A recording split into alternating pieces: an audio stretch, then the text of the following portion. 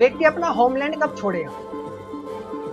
Fourth house homeland छोड़ेगा कब? जब वहां से द्वादश यानी थर्ड हाउस जब रोल में आएगा तभी तो छूटेगा ना फोर्थ हाउस।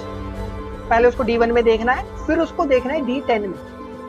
D10 में ज्यादा प्रोमिनेंटली हमें उसको देखना है। अष्टम भाव, नवम भाव, दशम भाव और द्वादश भाव, इन ग्रहों की दशा अंतरदशा में जो भी इनसे कनेक्टेड होती है उसमें ही व्यक्ति बाहर जाता है। देखो, अगर व्यक्ति को अपना होमलैंड छोड़ना है तो उसके लिए तो D4 का फोर्थ हाउस देखना पड़ता है। वो मैं जब D4 पढ़ाऊंगा तब बता दूंगा आपको अच्छे से।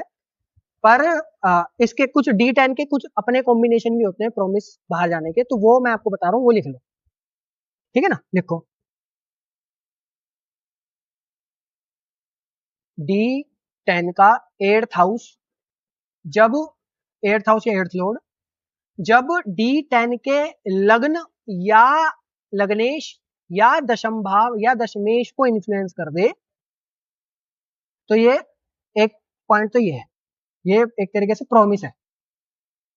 दोबारा बता रहा हूं, D10 का अष्टम भाव, D10 का अष्टम भाव जब D10 के ही लग्न या दशम भाव को इन्फ्लुएंस कर देता है यानी संबंध बना लेता है।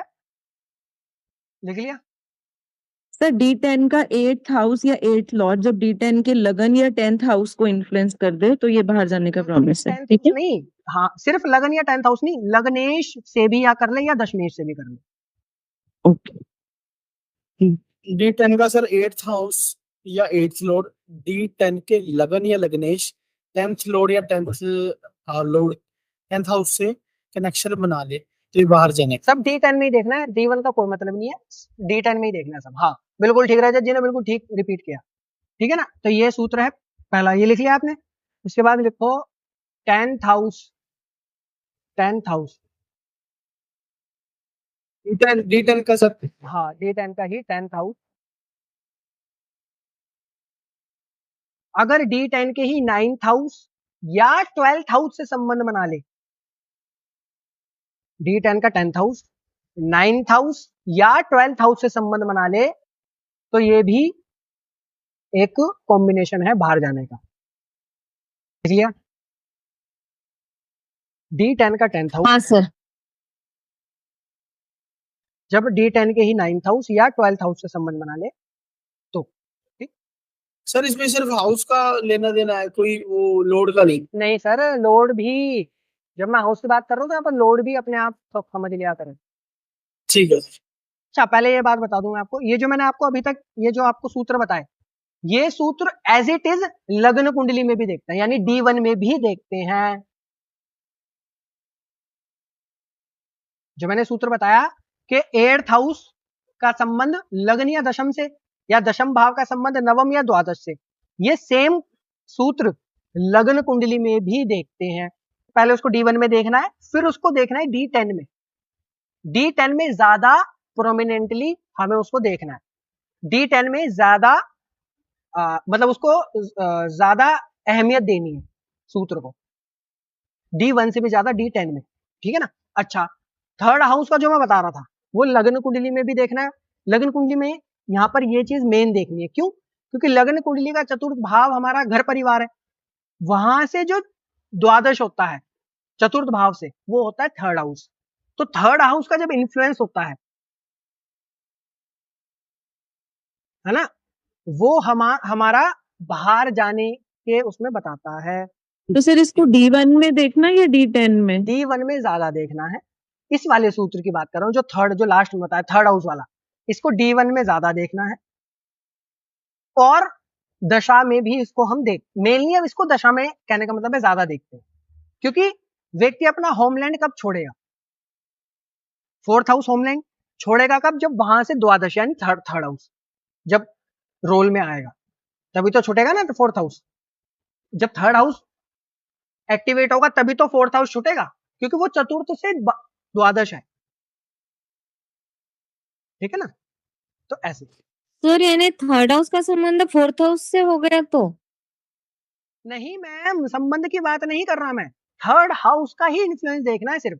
थर्ड हाउस में कौन से ग्रह बैठे हैं, थर्ड हाउस को कौन से ग्रह इन्फ्लुएंस कर रहे हैं, उन्हीं की दशांतर दशा में व्यक्ति को घर छोड़ना पड़ सकता है, बाकी नहीं, क्योंकि चतुर्थ भाव से वो द्वादश है, तृतीय भाव।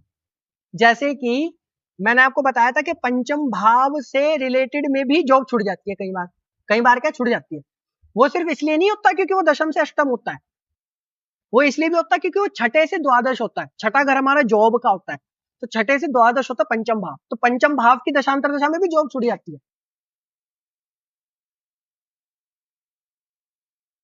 ना भाई। थर्ड हाउस मैंने आपको कौन कौन सा हाउस बताए थे, थर्ड हाउस, पंचम भाव, नवम भाव और द्वादश भाव।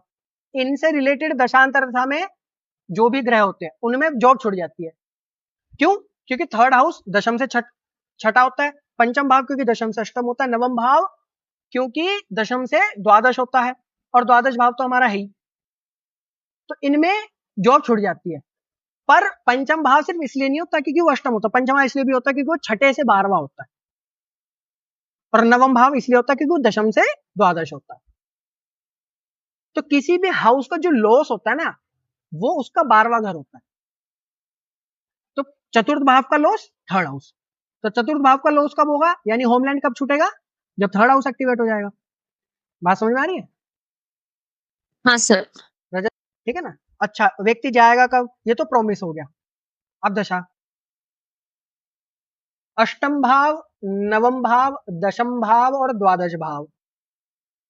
अष्टम भाव, नवम भाव, दशम भाव और द्वादश भाव, इन ग्रहों की दशा अंतरदशा में जो भी इनसे कनेक्टेड होती है उसमें ही व्यक्ति बाहर जाता है। ये टाइमिंग है।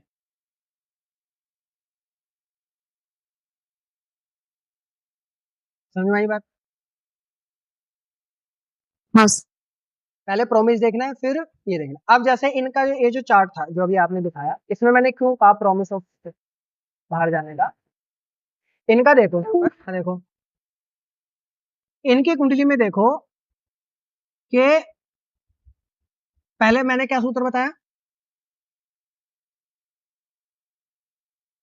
आपने बताया सर कि 8th लॉर्ड का कनेक्शन जब D10 के 10th हाउस 10th लॉर्ड से बन जाए तो ये बाहर जाने का योग है। तो यहाँ पर देखो कि D10 का अष्टमेश कौन है, सूर्य, और हाँ सर, और दशमेश कौन है, शुक्र। क्या दोनों का संबंध और होता है? उनका एस्पेक्ट का रिलेशन है ना सर, 7th एस्पेक्ट है दोनों का। हाँ, हाँ जी सर। तो 8th हाउस का संबंध दशम भाव से, लग्न लग्नेश से नहीं बन रहा, पर दशमेश से बन रहा है। तो बात क्लियर हो गई। अच्छा, दूसरा मैंने क्या बताया था सूत्र, 9th हाउस का मैंने, हाँ 9th हाउस वाला दूसरा क्या बताया था कि 10th हाउस का संबंध 9th या 12th से हो जाएगा, यही तो बताया था। हाँ जी सर, 10th हाउस का संबंध 9th या 12th हाउस से कनेक्शन बन जाए। हाँ, यहाँ पर 10th लॉर्ड का संबंध 9th हाउस या 9th लॉर्ड से नहीं बन रहा, ना ही 12th हाउस 12th लॉर्ड से बन रहा है, पर यहाँ पर 9th लॉर्ड 10th हाउस में बैठ गया, बुध, है ना। तो ये भी कहीं ना कहीं इंडिकेशन दे रहा है। वैसे तो मोटा इंडिकेशन हमें पहले ही मिल गया, दशमेश का जो, इसीलिए क्योंकि वो शुक्र की राशि में बैठ गया सर, इसीलिए कनेक्शन बन गया। शुक्र की राशि नहीं, हाँ मतलब ये दशम भाव में बैठ गया ना, नवम और दशम का संबंध चाहिए। तो अच्छा, या 10th लॉर्ड 9th हाउस में बैठ जाए तो भी एक ही बात है, या 10th लॉर्ड द्वादश में बैठ जाए, या द्वादश 10th हाउस में बैठ जाए, या ऐसे। अच्छा, तो अब दशा मैंने कौन सी बताई, अष्टम भाव, नवम भाव, दशम भाव और द्वादश भाव से रिलेटेड दशा में व्यक्ति जाता। अब मंगल की इनको दशा चल रही है, सर, वो थर्ड हाउस इन्फ्लुएंस है ना मंगल का। हाँ मंगल का थर्ड हाउस से भी इन्फ्लुएंस है, ठीक है ना। और मंगल जो है वो क्या है, लग्न कुंडली में त्रिशराया होकर के 4th हाउस में बैठे, लग्न कुंडली में त्रिशराया होकर के 4th हाउस में बैठे, तो 4th हाउस को पीड़ा दे रही है। D10 में भी सेम ही है सर, 4th और 11th का। हाँ हाँ, नहीं यहाँ पर तो चलो, हाँ यहाँ पर तो है ही त्रिशराया, यहाँ पर भी है, और लग्न कुंडली में भी वो त्रिषणाय होकर के फोर्थ हाउस में बैठ करके फोर्थ हाउस को पीड़ा दे रहे हैं। फोर्थ हाउस पीड़ित होना चाहिए बाहर जाने के लिए, ये बहुत जरूरी कंसेप्ट है। वैसे ये चीज D4 में देखी जाती है ज्यादा, लग्न से भी ज्यादा, है ना, पर फोर्थ हाउस पीड़ित होना चाहिए, ये सबसे पहली कंडीशन होती है, क्योंकि जब तक फोर्थ हाउस पीड़ित नहीं होगा तब तक व्यक्ति बाहर क्यों जाएगा, ठीक है ना। अच्छा, एक बात तो ये होगी। दूसरी बात, मंगल की दशा चल रही है, अंतरदशा राहु की, मंगल अष्टम बैठा है, राहु द्वादश बैठा है, इसलिए मैंने कहा कि ये टाइमिंग अभी जो ये चल रही है, ये अभी चल ही रही है वैसे तो,